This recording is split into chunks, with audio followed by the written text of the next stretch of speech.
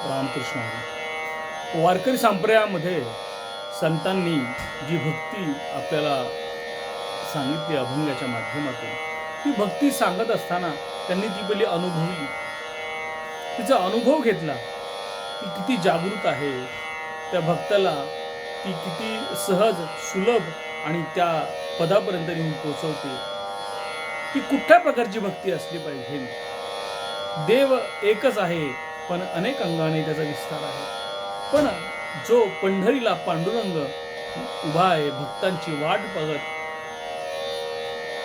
कुंडलिक रायाने पांडुरंगाला भक्तांच्या प्रेमाखातर किंवा भक्तांना प्रेम मिळावं म्हणून 28 युगापासून त्या पंढरी रायाला तिथे वेटेवर उभं ठेवलं आहे. त्यांच्या हातात न चक्र आहे, न गदा आहे, न धनुष्यबाण आहे. चरण समचरण आहेत आणि दृष्टी सुद्धा तशीच आहे. समचरण दृष्टी विटेवरी साजिली. आणि हा विठ्ठलच ह्या कलियुगामध्ये ह्या देवतेचं पूजन करत असताना महाराज एकविध भाव सांगतात. एकविध भक्ती केल्याने त्या देवत्व आपल्यामध्ये विशेषत्वाने प्रगट होतो. आपल्यामध्ये देवत्व नाही असं नाही आहे, पण ते विशेषत्वाने प्रगट कसं होतं हे संतांच्या अभंगातून आपण आज पाहूया. हरी तू माझा सोयरा सज्जन सांगाती, तुझ लागी प्रीती चालो सदा. तू माझा जिव्हाळा जीवीचा जीवलग, होसी अंतरंग अंतरीचा.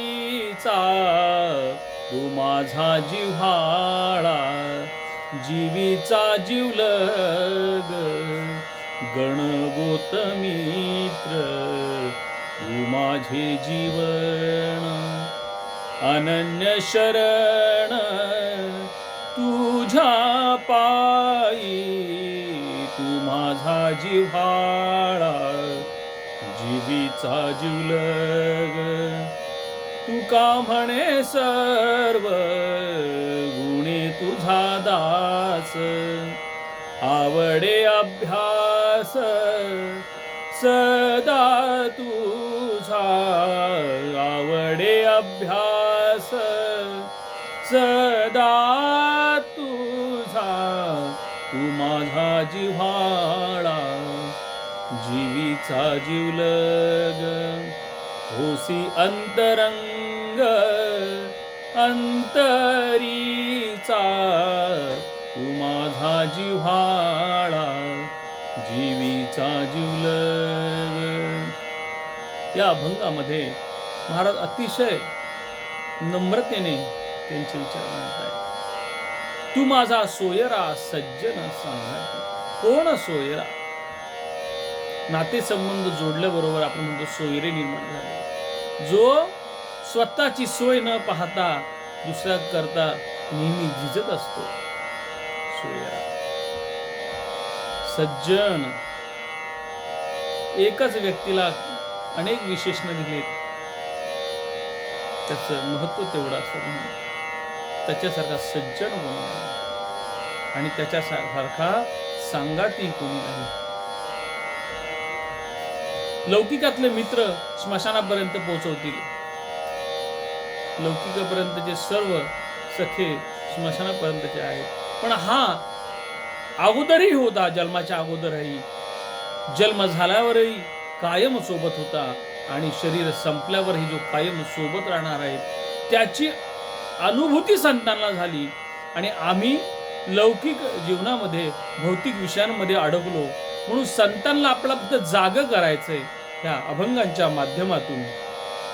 किंवा आम्ही सुद्धा जे व्हिडिओ बनवतो याच्यातून अर्थ हा आहे की संतांचे अभंग आपल्यापर्यंत पोहोचावेत आणि आपल्यामध्ये जागृती व्हावी. कसली जागृती व्हावी? संतांचे अभंग वाचल्यावर, पंढरीची वारी केल्यानंतर, पांडुरंगाचे दर्शन घेतल्यानंतर भौतिक सुख भेटणार नाही. भौतिक सुखापासून आनंद कधी भेटू शकत नाही. पण दृष्टीमध्ये बदल होईल. भौतिक गोष्टींकडे बघण्याची दृष्टी बदलेल. आहे त्याच्यात आनंदी व्हाल. कारण आम्ही वैकुंठवासी आलो याची कारणासी, बोलिले जे ऋषी साच व्हावे. म्हणून संतांचं कार्य काय आहे तर मार्ग दाखवणे. कुठला मार्ग? जे त्या मार्गाने चालून तिथपर्यंत पोहोचले. म्हणून सर्व ठिकाणी मुक्तीचं प्रतिपादन केलं जातं. पण संत मायबाप म्हणतात मुक्ती घेऊन काय हे होणार आहे? देवाशी एकरूप होऊन जाऊ, पण देवाचं प्रेम विशेषत्वाने भोगण्याकरता हे सख्या जीवलीच्या जीवलगा तू देव मी भक्त ऐसे करीगा. हे सख्या एवढं कर बरं का. आणि देवही तसाच करतो. देवाला सुद्धा प्रेम करण्याकरता प्रिय प्रतीतीची गरज आहे. आणि आपण सर्व त्याचे प्रिय प्रतीती आहोत. बस याचीच जागृती आपल्यामध्ये आहे. तुझं लागी प्रीती चालू सदा. हे सख्या असं कर, तुझ्याशी माझी कायम प्रीती चालू राहून दे. तू माझा जिव्हाळा जीवीचा जीवलग आहे. काय आहे? पाण्याची गोडी म्हणजे पाण्याचा जिव्हाळा, साखरेची गोडी म्हणजे साखरेचा जिव्हाळा. तसा हे सख्या माझ्या जीवनाचा देव विठ्ठल हा जिव्हाळा आहेस. आणि तूच माझ्या जीवाचा जीवलग आहे. शरीर म्हणजे जीव नाही, शरीराला जीववितो तो जीव, आणि त्या जीवीला जीववितो तो जीवलग असा माझा विठ्ठल. होसी अंतरंग अंतरीचा. माझ्या अंतरामध्ये, बाह्य अंगामध्ये जरी मी कसा दिसत असलो, कसा बोलत असलो, तरी माझ्या अंतरंगामध्ये देवा माझ्या अंतरंगामध्ये नेहमी तू अंतरंग होऊन राहा. गणगोत मित्र तू माझे जीवन. जर माझ्यामध्ये तू, तर सर्वांच्या ठिकाणी तू नाही का? काय संतांचे विचार. गणगोत मित्र तू माझे जीवन. देव पहावया, देव शोधावया आपण इकडे तिकडे फिरत असतो. तीर्थांच्या ठिकाणी देव भेटत नाही. देवाची भक्ती करणारे भक्त भेटतात. साधना त्यांची काय आहे ती कळते. म्हणून तीर्थी धोंडा पाणी देव रोकडा सज्जनी. काय म्हणतात संत? तीर्थी धोंडा पाणी देव रोकडा सज्जनी. आणि असे संत महात्मे म्हणतात की आपण सगळ्यांमध्ये दोष बघत असतो. हा असा आहे, तो तसा आहे. अहो, कपड्यामध्ये कपड्याचे गुण आहेत तसे दोष आहेत. अन्नामध्ये जसे गुण आहेत तसे दोष आहेत. जमिनीमध्ये जसे गुण आहेत तसे दोष आहेत. हे आपण दोष ठरवतो. खरं तर आपण इथले नाही आहेत.